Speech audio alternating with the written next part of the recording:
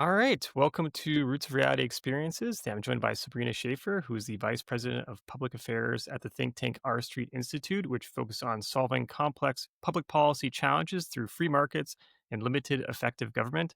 Additionally, Sabrina is the co author of the book, Liberty is No War on Women: How Big Government and Victim Politics Undermine America's Progress. So, Sabrina, thanks for coming on today. Thank you for having me. So, just to start off, how did you first get interested in politics?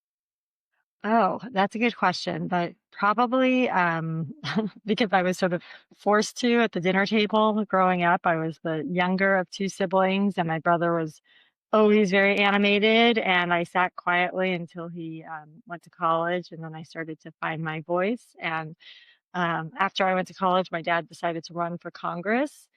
He was unsuccessful, but I think we sort of just kind of fell into the deep end at that point. Nice, okay.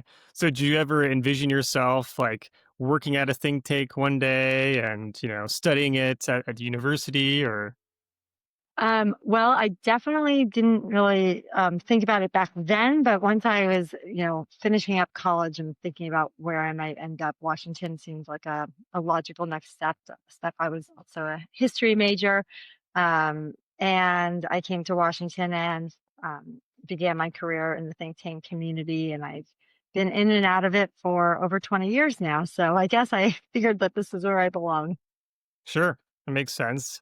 And, since obviously you've been focusing on the concepts of, like, freedom and liberty for a long time in American politics, how do you think that has changed over the course of your career? Well, we are definitely in an interesting political moment right now. And I think Washington and American politics and our party system look very different from when I arrived here originally in 1999.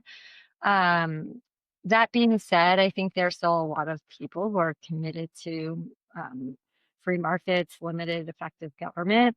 I think I'm fortunate to be working at R Street right now in the sense that we are not tethered to either political party. And so, in this particular moment, where the party systems seem to be going through a new realignment, I think it's an opportunity for us to call balls and strikes and for us to look at issues really through that free market, limited but effective government lens. I think one of the things we're really focused on is how do we restore trust in our government and especially in self government. And if Washington and our state governments as well can't accomplish their very rudimentary responsibilities for the American public, then we're losing people and we're losing confidence in the American creed. And so I feel very fortunate to be part of our street at this moment in time. Yeah, I think that's an interesting position to be in because Um, you know, so as you're right, like this, you guys have an opportunity to be, an organization that is not tied to one side or the other and can kind of be, yeah, in the middle, trying to find the rest of the balances. At the same time, like it's so weird to be in a situation where the political extremes seem to be rising and are the loudest voices and most influential voices on many different issues. And so, how do you make an impact in that type of environment? And also as an organization, do you ever like get concerned about like, okay, where does this end where the extremes start to maybe decline and things kind of become a little bit more normal? Yeah, absolutely. And is this the new normal, right? Right. Well, I could back up and say that our street is, sort of founded in classical liberal values. So, Yeah. we believe deeply in classical liberal principles.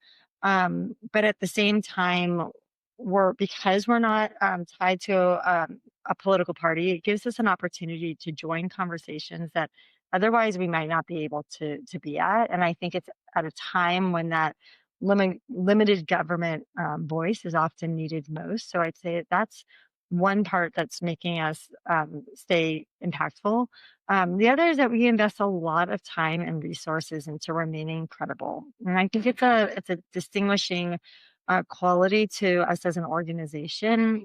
Not that our peers are not credible organizations, but I think compared to other organizations I've worked at, we really invest a lot more time into thinking about this. So we have a very involved research agenda setting process where we develop our research agendas across all of our program areas. We get lots of input from across the organization. We turn those research agendas into impact strategies. And I think all of this is to help us create the guardrails that are necessary to um, ensure that we stay credible and that we don't get pulled into the very easy trap of sort of chasing a shiny ball for media attention or for dollars. This allows us to really stay focused on what we do best, and it's working for us. Yeah, that makes sense. I think it's, yeah, probably a good idea in this political era to try not to just crave attention for attention, but rather be strategic about your voice and message, where you can be as Absolutely. impactful as possible versus just trying to get on the front lines of every issue. So Absolutely. And I think another thing that helps us stay credible is that it's not just about sort of what we stand for, but how we work. We talk about this idea of principled pluralism, which is the idea that we don't just look for people who might have the right, letter after their name, right, right. or the right political party, but we're looking for people who have shared values and who we can invest trust in, and who want to engage in dialogue with us. And I think that's really important, and it shows people that we're not. This is not a tribal kind of in grouping and out grouping. It's looking for ways that we can bridge that divide and find common ground. Yeah. Are you concerned about like a future where, I mean, obviously an organization rooted in the idea of like having limited government, which seems like today a limited government might be a good thing. You don't want a government that can just go rogue and do whatever they want. Yeah. Um, and do you ever worry about organizations like the RSP Institute or other organizations across the political spectrum really that could be targeted by a government, like as we've seen in other countries historically? Absolutely. I know that there's concerns about that right now, but I would also flag that there have been concerns in previous administrations as well. And sometimes, I think something that's different about the Trump administration is they often just say what they're thinking, right? Or Yes, say what they're doing for that sure. matter. They're very public and very loud about things, but many of these same risks that we're seeing today have happened before. They just are not, they take a different strategy Yeah. to sort of um, to their approach. And I think that it's important that we remain vigilant. We're nothing if we don't have the free exchange of ideas. And so this is something that absolutely we're keeping our eye on. What do you make of, thinking back to, I guess, earlier in your career and the development of the internet? How do you think internet has changed the dynamics for, public discourse on freedom and liberty in America? That's such a good question. Yes, the internet has been right a blessing and a curse, I suppose. It's interesting. I had a conversation. We hosted a big summit last May, and I moderated a panel on American public discourse with Eli Lake from the Free Press and Emily Chamley Wright of the Institute of Humane Studies. And um, one of the things that we sort of talked about is that it's not that politics or political values have necessarily changed so much, but our norms have shifted. And I think part of that is the flow of information and what's expected and what's considered appropriate. And nowadays, for better or worse, we share our thoughts in just as soon as we have them. We don't really have that filter anymore. And something that Emily said that day that just made so much sense was she said, learning how to engage in real, rigorous, respectful debate and disagreement, it takes practice. It requires muscle memory. She had said it takes 1,000 rehearsals to build the habit. And I think one of the challenges with our information landscape is that we are not necessarily required to rehearse as much anymore. And so then Right. we say things and it's out there for forever. We don't take the time to have those conversations. And so I think we are, in a challenging moment where technology is wonderful and it can be very unifying in many ways, but it presents new challenges for us as a society. Yeah, I think the battle of what to make of the internet and still be a successful society that embraces civil discourse is something that I think the entire world is trying to figure out right now. So Yes, yeah, we are in a, sort of note that, everything old is new again, right? And yeah, history may, the Mark Twain quote that history, doesn't repeat itself, but it rhymes. There's never been this golden age of civility in American politics, and we were just discussing this at an event we had in our office last week. Much of the political discourse today, I think, echoes that of the early republic. It was nasty. It was hostile. There was all sorts of fighting. There was not a unified perspective on these principles that we now talk about, right? But there's something that's distinctly different today, and I think it's the fact that a lot of the guardrails that the founders had in place no longer exist. We do have these new tools at our disposal, and where we have to be careful is that I don't think we still have the shared commitment to the ideals of self-governance that the founders had, and that's a little bit of a scary, I should say, precarious place to be in. so what guardrails do you think are the biggest ones that you think have kind of fallen away right now?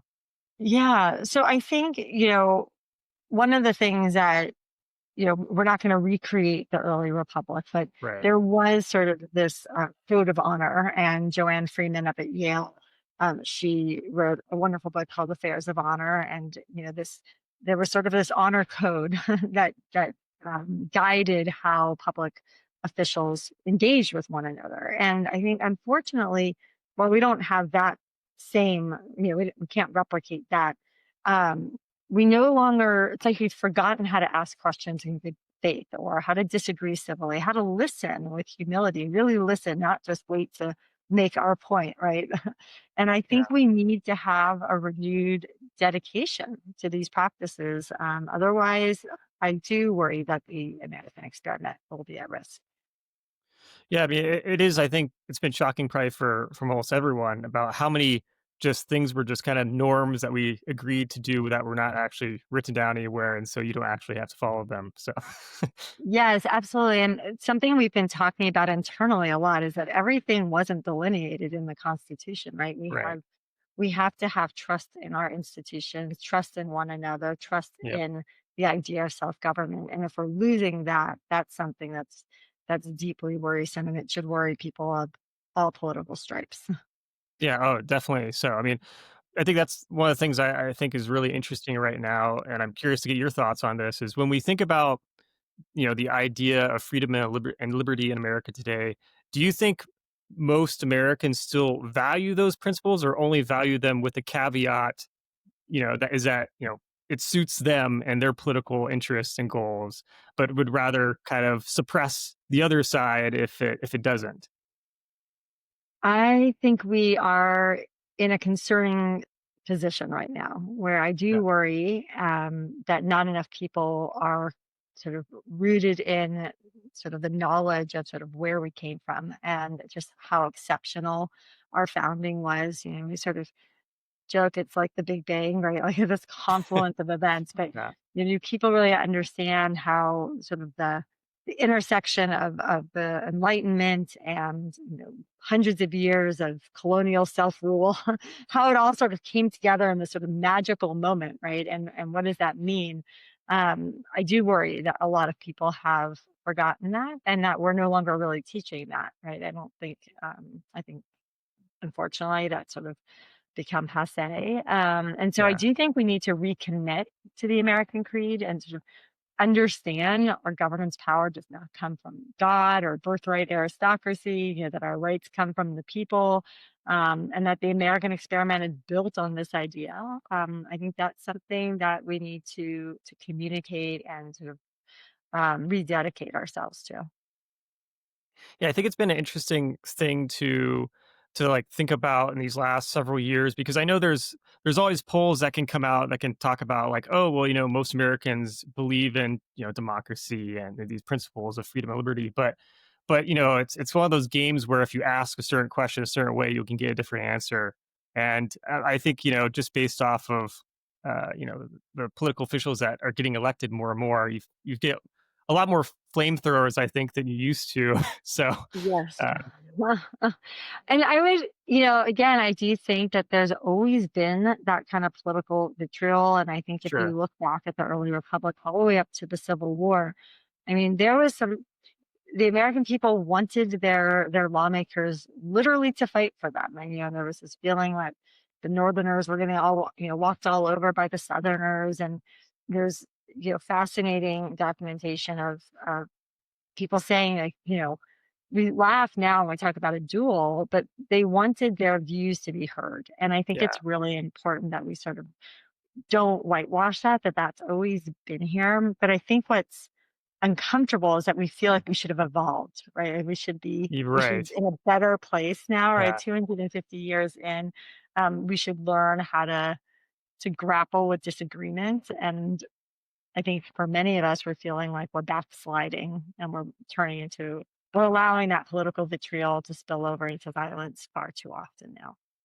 Yeah. It makes me wonder if, how the, you know, early American Republic would have done with social media being being around at that time. As I think the biggest issue is that like you can just just on a one off at any moment just say something to upset someone. It's just like in your face all the time. So Yeah.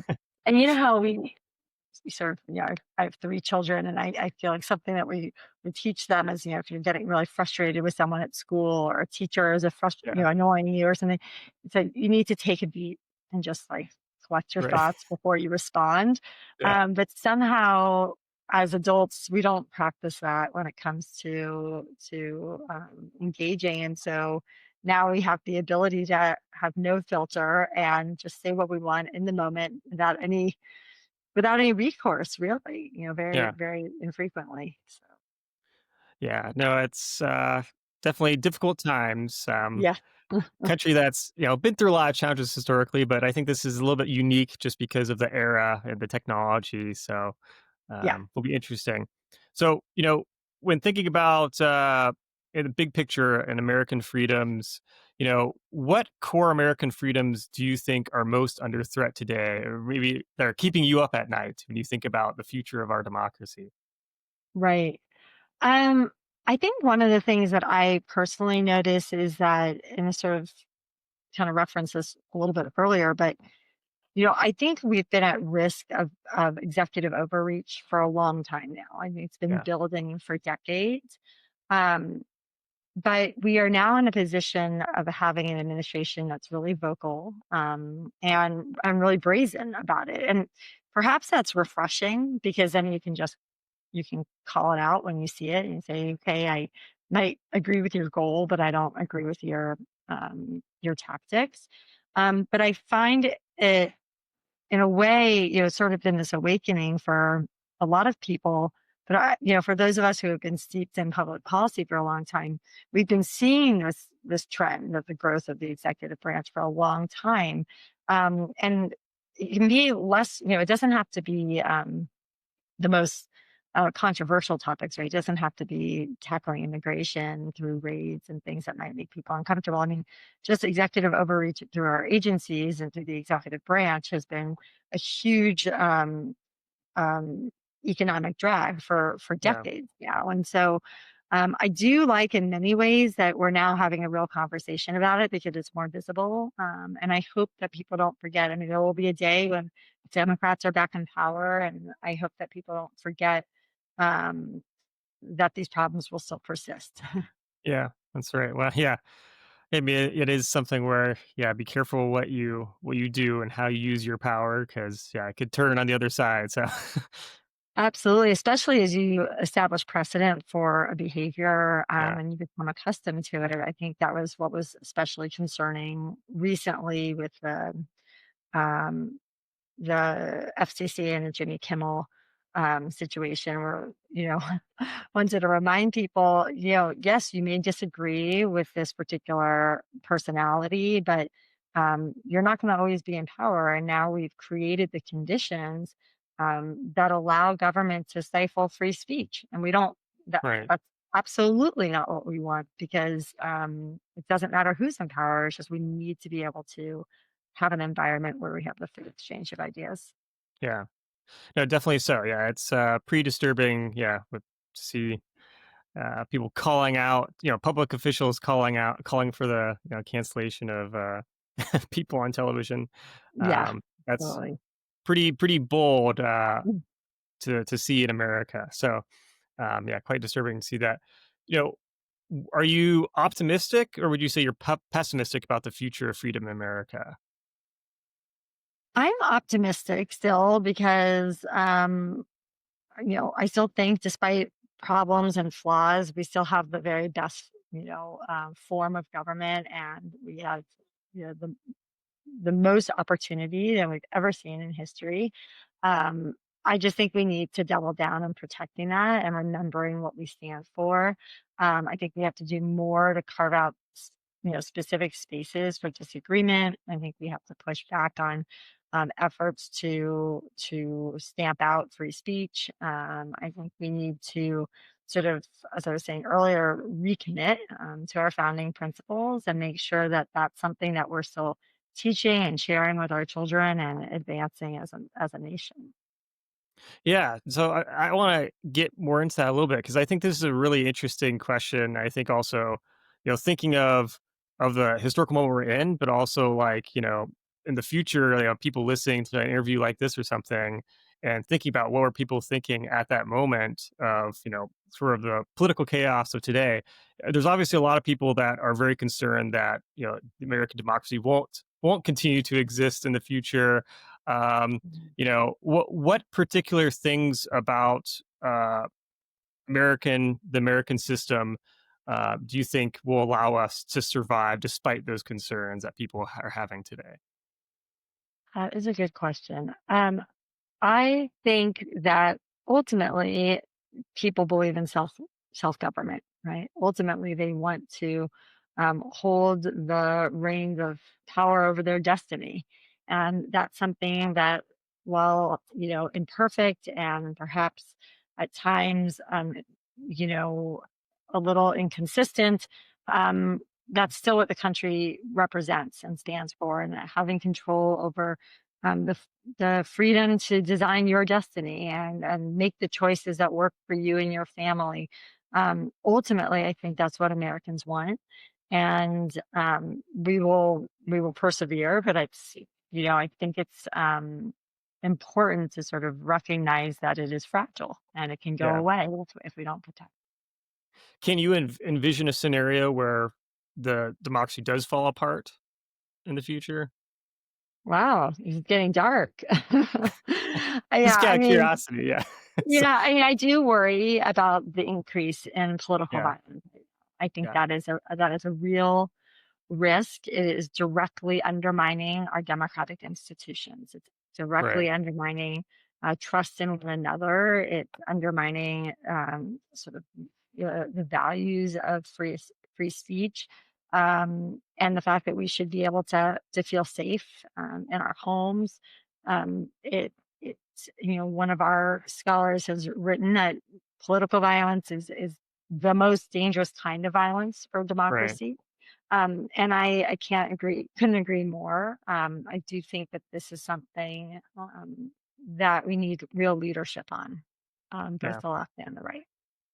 Yeah, I mean, I think that most people across the political spectrum, all value the same things. I think it's more just about people being willing to finally come together and prove that.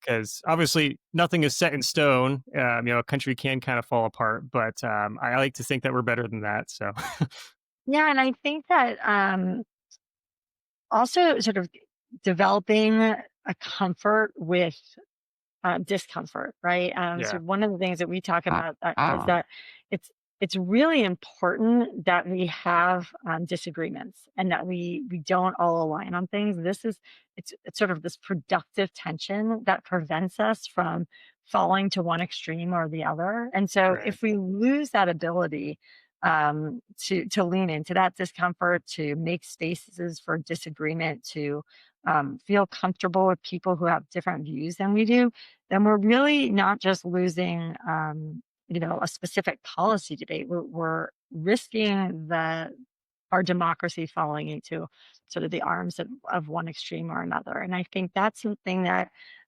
we need to stress just as much as specific ideas Yeah. and No, it makes policy. sense.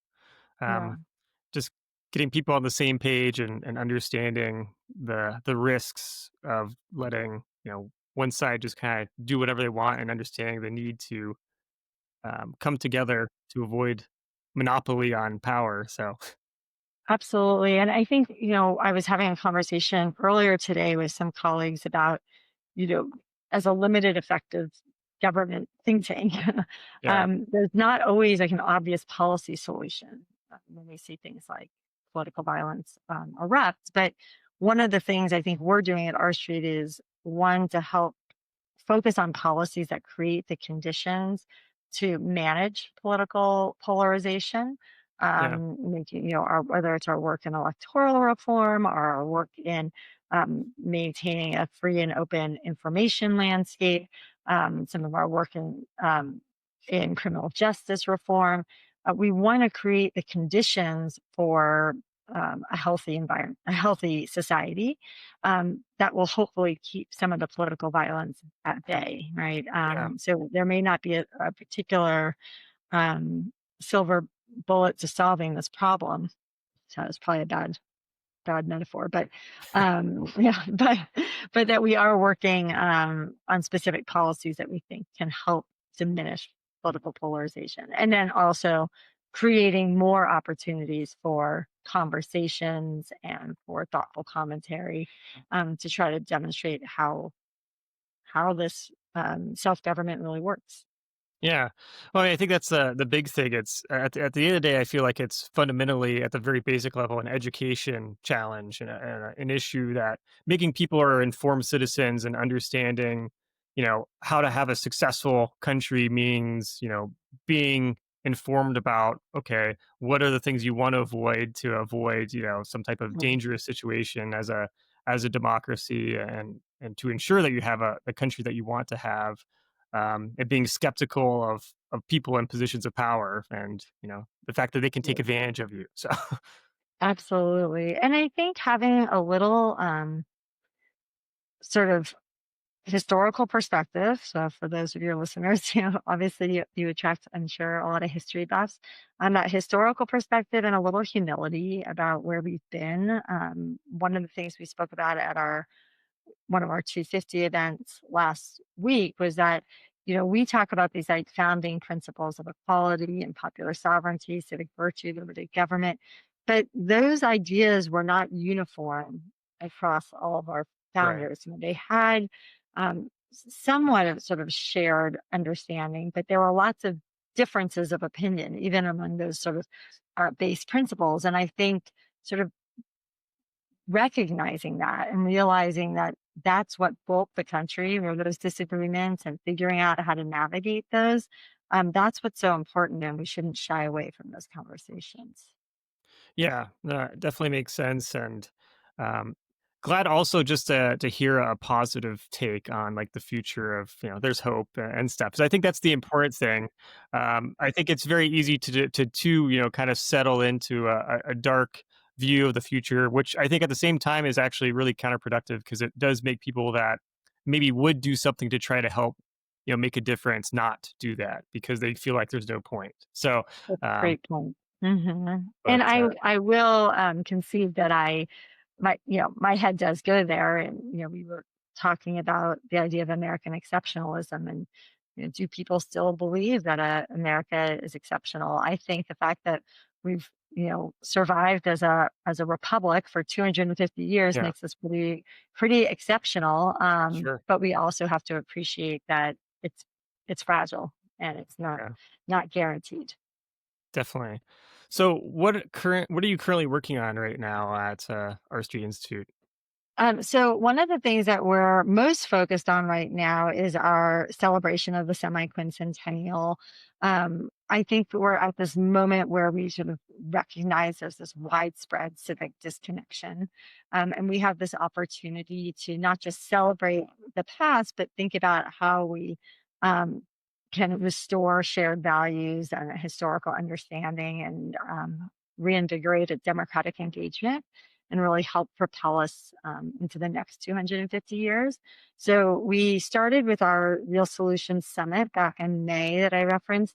And now we just starting in September, a series of events that we are hosting over the course of this year, every month, that will explore some of the ideas that shaped America at our founding and how they're affecting us today. So we have an event coming up in October on, I'm going to get the title wrong, but it's Yeah, from gerrymandering to genuine, oh, let me think how to democracy at 250, from gerrymandering to genuine representation. got And it. then we have a really exciting webinar in November on it's called the Fragile Republic, about the rise of political violence, and we have a lot of great voices coming to participate in that. And we'll have a an open house in December, sort of to explore more of these ideas, and we are anticipating more panel discussions, book events, and dinners in the spring to continue the celebration.